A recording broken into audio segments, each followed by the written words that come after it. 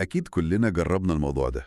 نكلم تشات جي بي تي أو كلود، نسأله على حاجة والإجابة تيجي يعني غريبة شوية أو مش اللي في بالنا خالص. وساعتها أول حاجة بتيجي في دماغنا إيه؟ هو مش فاهمني. صح. بس المصادر اللي بصينا عليها النهاردة، يعني من دراسات لتجارب ناس خبرة في الذكاء الاصطناعي، بتقول حاجة تانية. بتقول إن المشكلة غالباً مش في الأداة نفسها. بالظبط، المشكلة فينا إحنا، في الطريقة اللي بنطلب بيها. نفتكر كده الأمثلة اللي عدت علينا، زي اللي قال لكلود كلمة واحدة: ساعدني في شغلي. دي كانت غامضة قوي. وفي المقابل التاني اللي طلب خطة تسويق، خطة كاملة لمطعم في الرياض، وحدد الميزانية والهدف والمدة الزمنية. وشفنا الفرق بنفسنا، فرق كبير جداً في النتائج. عامل زي ما تروح لطباخ وتقول له اعمل لي أكل، هيعمل إيه يعني؟ لكن لو قلت له عايز كبسة ل5 أفراد ب100 ريال في ساعة، هيعرف يشتغل. تماماً. وهنا بقى بيجي دور اللي بنسميه هندسة الطلبات أو البرومبت انجينيرينج. بدل ما نلوم التكنولوجيا وخلاص، المصادر دي بتورينا إزاي نوصل المعلومة صح. الموضوع كله إن السيستم ده قوي بس محتاج توجيه دقيق. دقيق جداً. زي اللي بيسوق عربية سباق، يعني لازم يعرف إزاي يتحكم فيها. بالظبط كده. والأبحاث والمقالات دي بتوضح إن في زي وصفة كده أو هيكل معين بيخلي الطلبات دي أنجح بكتير. خلينا نشوف إيه مكونات الوصفة دي. طيب عشان نبسطها للناس، يعني إيه هندسة الطلبات دي؟ ببساطة خالص إنك تتعلمي إزاي تكتبي سؤالك أو طلبك للذكاء الاصطناعي بوضوح ودقة. لازم تكوني محددة قوي. زي ما بنكلم طفل صغير مثلا. ممكن نقول كده، لازم نوضح بالظبط إيه المطلوب. يعني في فرق كبير بين طلب زي كلمني عن السفر، وطلب تاني زي اعملي لي خطة سفر مفصلة الأسبوع في دبي لشخصين، ميزانيتنا 5000 ريال، ورشحي أماكن سكن وأنشطة يومية. طبعا فرق واضح جدا. طب ليه الدقة دي مهمة؟ يعني إيه الفايدة العملية؟ الفايدة بتظهر في 3 حاجات أساسية، وده اللي شفناه في تجارب الناس في المصادر. أولاً، بتوفري وقت كبير بدل ما تفضلي تعيدي السؤال وتجربي تاني وتالت.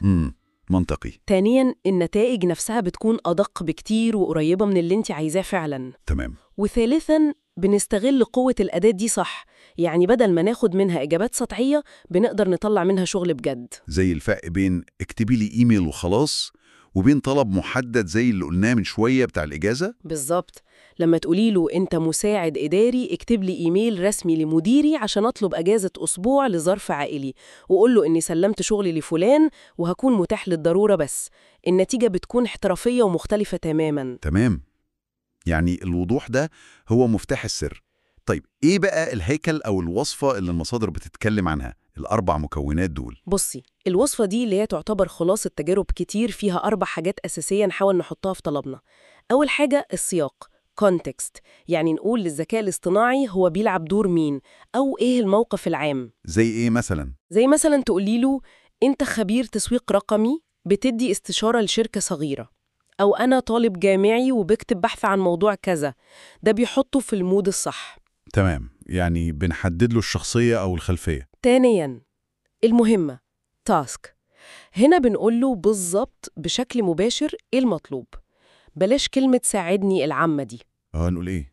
نقول مثلا اكتب لي 5 أفكار لمنشورات فيسبوك عن كذا، أو لخص لي البحث ده في 3 نقط رئيسية مهمة واضحة ومحددة. أوكي. السياق والمهمة. التالت إيه؟ ثالثاً، التفاصيل specifications. دي بقى الشروط والقيود المهمة. زي مثلا الكتابة تكون بالعربي الفصيح المبسط، عدد الكلمات ما يزيدش عن 150 كلمة، الجمهور المستهدف شباب من 18 ل 25 سنة، الميزانية المتاحة كذا. كل دي تفاصيل بتفرق جدا. يعني بنحط له الحدود والقواعد اللي يشتغل جواها. بالظبط. ورابعاً وأخيراً، التنسيق فورمات. نطلب منه شكل الإجابة اللي احنا عايزينه. زي يعني نقول له اعرض لي الأفكار دي في جدول، أو اكتب الخطوات في شكل النقط مترقمة، أو صيغة الإيميل تكون رسمية جدا. بنحدد شكل المخرج النهائي. سياق، مهمة، تفاصيل، تنسيق، 4 أركان. بس لحظة، مش ده ممكن يخلي الطلب طويل قوي ومعقد؟ يعني ممكن حد يكسل يكتب كل ده. سؤال كويس جدا. ممكن يبان كده في الأول بس في دراسة في المصادر قارنت بين الوقت اللي بيضيع وإحنا بنعيد الطلبات الغامضة، والوقت اللي بنستثمره مرة واحدة في كتابة طلب واضح ومفصل. والنتيجة كانت إيه؟ النتيجة كانت إن الطلب الواضح والمفصل ده أوفر بكتير في الوقت على المدى الطويل، وبيقلل الإحباط كمان. فعلا الإحباط من كتر المحاولات ده شعور متكرر. عشان كده بنقول الذكاء الاصطناعي مش بيقرأ الأفكار. كل ما كنا أوضح ومنظمين النتيجة بتقول أحسن، وبنتجنب أخطاء شائعة زي الطلبات الغامضة أو ننسى نحدد مين الجمهور أو شكل الإجابة اللي عايزينه. في مثال كان في مصدر عن حملة تسويق، الطلب اللي اتكتب للذكاء الاصطناعي ما كانش فيه مين الجمهور المستهدف. طب وإيه اللي حصل؟ يعني تفاصيل زي دي ممكن تبوظ الدنيا. جدا. عشان كده الخلاصة اللي بنطلع بيها من المصادر دي كلها، السر في تنظيم وهيكلة طلباتنا. الأربع مكونات دول، السياق، المهمة، التفاصيل والتنسيق، هما المفتاح. قبل ما نكتب أي طلب نسأل نفسنا الأربع أسئلة دول بسرعة. مين بيعمل الشغل ده؟ السياق، عايز إيه بالظبط؟ المهمة، إيه الشروط المهمة؟ التفاصيل، وعايز النتيجة شكلها إيه؟ التنسيق. فعلا الموضوع طلع مش سحر قد ما هو تفكير منظم. الوضوح والهيكلة دول بيفرقوا جامد قوي.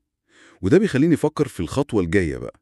يعني بعد ما عرفنا إزاي نبني الهيكل ده بالأربع أركان دول، إزاي نقدر نحسن اللغة نفسها، الكلام اللي بنكتبه جوه الهيكل ده، عشان النتائج تكون مش بس صح، لا تكون مبدعة كمان ومبهرة. نقطة مهمة جدا. دي ممكن تكون نقطة كويسة نفكر فيها للمرة الجاية.